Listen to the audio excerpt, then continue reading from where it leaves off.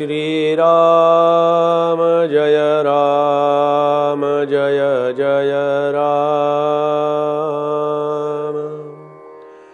श्री राम जय राम जय जय राम।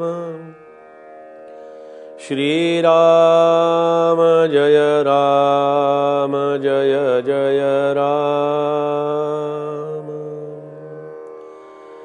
नसे अंत आनंत संतापुसावा, अहंकार विस्तार हा नीरसावा। गुणे वीण निर्गुण तो आठवावा।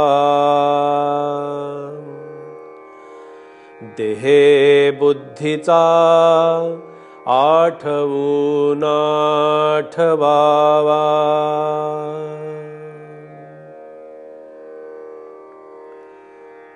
समर्थांच्या मनोबोधाचं चिंतन आपलं सुरू आहे। अनेक वेळेला असं घडतं की आपण संतांच्याकडे जातो आणि संतांच्याकडे गेल्यानंतर, सत्पुरुषांच्याकडे गेल्यानंतर, आपल्या सद्गुरूंच्याकडे गेल्यानंतर जाताना मनामध्ये एवढं काही ठरवलेलं असतं की आपण हे मागूया, आपण ते विचारूया, आपण ते करूया। अगदी नवरा बायकोंचं एक मत झालेलं असतं जाताना। आणि काय काय आपल्या सद्गुरूंना विचारायचं, आपल्या संतांना काय काय विचारायचं, आपण त्यांच्याकडे जात आहोत, बघ बरं का तिथे गेल्यानंतर तू विसरशील म्हणून नवरा अगदी आपल्या बायकोला अगदी सारखं सांगत असतो, बघ हे विचारायचंय, ते विचारायचंय, ते विचारायचंय। आणि हे सगळं घरातून ठरवून जाऊन जेव्हा संतांच्या समोर जातात, आपल्या सद्गुरूंच्या समोर जाऊन बसतात, अहो सद्गुरू असतात ना, ह्या सगळ्या देहबुद्धीच्याही पलीकडे गेलेले असतात। आणि ज्यांची आत्मबुद्धी जागी झालेली असते, ज्यांची अंतर्मनाची ज्योत जी असते ना, ती अंतर्मनाची ज्योत त्या भगवंताशी एकरूप झालेली असते। आणि संत अशा शिष्याच्या आणि अशा सत्शिष्याच्या शोधामध्ये असतात की जो सत्शिष्य मला आल्यानंतर भगवंताच्या दर्शनाशिवाय आणि भगवंताच्या कृपेशिवाय मला काहीही विचारणार नाही, अशा शिष्याची सद्गुरू खऱ्या अर्थानं वाट पाहत असतात।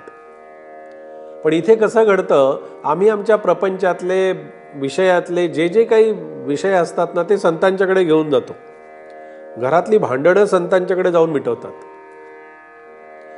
सासू सुनांची भांडणं आपल्या सद्गुरूंच्याकडे घेऊन जातात आणि तिथे ती भांडणं मिटवतात। अशा प्रकारानं आमची जी वृत्ती आहे ना, आमची वृत्ती इतकी प्रपंचाशी आणि भौतिक विषयाशी, नाशिवंताशी इतकी जोडलेली गेलेली आहे की संत हे त्याच्यासाठी नसतात, सद्गुरू हे त्याच्यासाठी नाही आहेत। सद्गुरू आपल्याला ऐहिक म्हणजे पारलौकिक अशा प्रकारचा प्रवास उत्तम करून देण्यासाठी सद्गुरूंची व्यवस्था आहे। सद्गुरूंचा अनुग्रह झाला, सद्गुरूंची कृपा झाली, याचा अर्थ सद्गुरूंनी आपल्या जीवनाचा उद्धार करायचा ठरवला, पण त्यांनी काही अशा भौतिक विषयातल्या जीवनातल्या अनेक कुठल्या घटनांच्याकडे लक्ष द्यावं आणि सगळे प्रश्न सोडवावेत असा याचा अर्थ नसतो।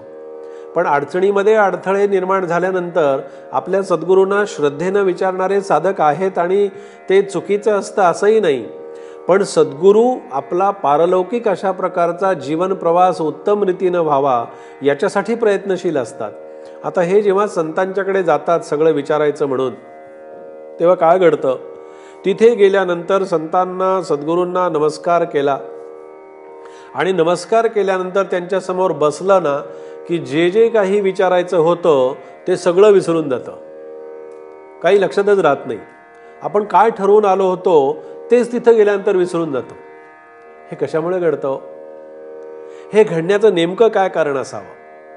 हे घडण्याच्या पाठीमागे कोणतं नेमकं शास्त्र असावं?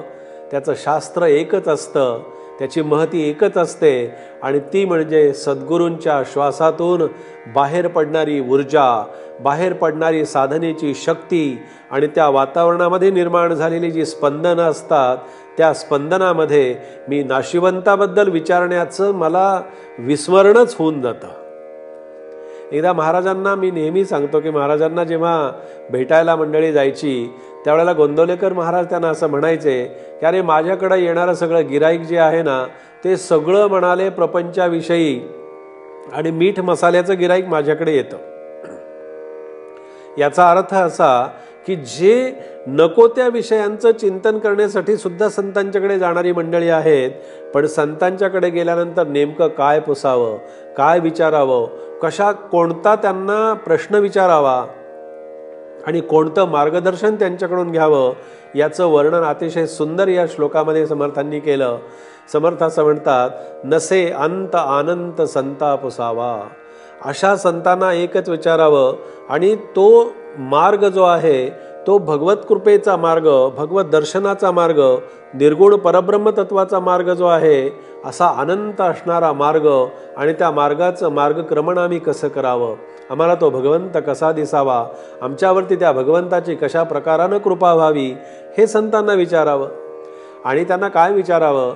त्यांना एकच विचारावं, अहंकार विस्तार हा निरसावा. महाराज, आमच्या अंतकणामध्ये मनामध्ये आमचा घात करणारा आणि आम्हाला दुःख देणारा क्लेशकारक असणारा जो अहंकार आहे तो अहंकार कशानं जाईल?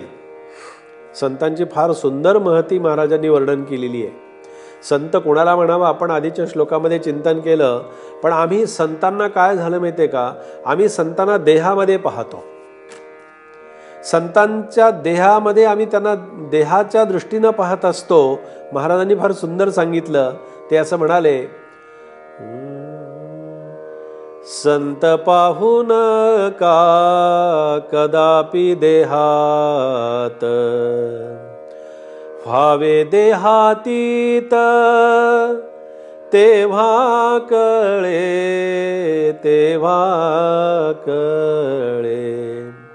संत सेवा नित्य सुलभ साधन करावे स्मरण निरंतर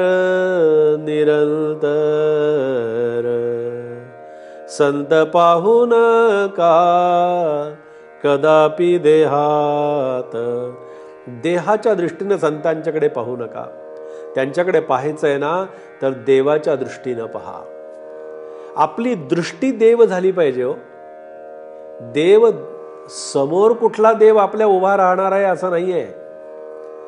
देवाचं दर्शन आम्हाला आमच्या समोर देव येऊन उभा राहतो असं जे म्हटलं जातं ते मला त्याच्याबद्दल असं सांगावंसं वाटतं, आपल्या समोर देव येऊन उभा राहावा अशी कल्पनाच नाहीये, हे संभवच नाहीये. आम्ही देव होणं, आमच्यामध्ये देवत्व आहे, ते आमच्यातलं देवत्व जागं होणं हे खरं देवाचं दर्शन आहे. आमच्या समोर जर देव म्हणून कोणी एखादा उभा राहिला आणि तो जर आम्हाला सांगायला लागला की मी देव आहे, मला नमस्कार कर, जेव्हा माझ्या समोर एखादा देव म्हणून कोणी उभा राहत असेल, आपल्याला हवा असणारा माणूस, आपल्याला हवी असणारी व्यक्ती आपल्या समोर एकदा उभी राहिली ना, आपण व्यवहारामध्ये म्हणतो, अरे वा वा, काय देवासारखा धावून आलास रे बाबा. देवासारखा धावून आला याचा अर्थ की तो देव झाला नाही, तो माझ्या कार्यासाठी धावून आला. म्हणून समर्थ म्हणतात की त्या संतांना एकच विचारा की तो गुणाशिवाय निर्गुण असणारा परमात्मा आम्हाला कसा दिसेल. आणि देहबुद्धी जी आहे ती देहबुद्धीचा आठव म्हणजे देहबुद्धीचं विस्मरण आम्हाला कशा रीतीनं करता येईल हे आपण संतांना विचारावं, असा समर्थांनी आपल्याला या श्लोकाच्या माध्यमातून इथे उपदेश केलेला आहे. जय जय रघुवीर समर्थ.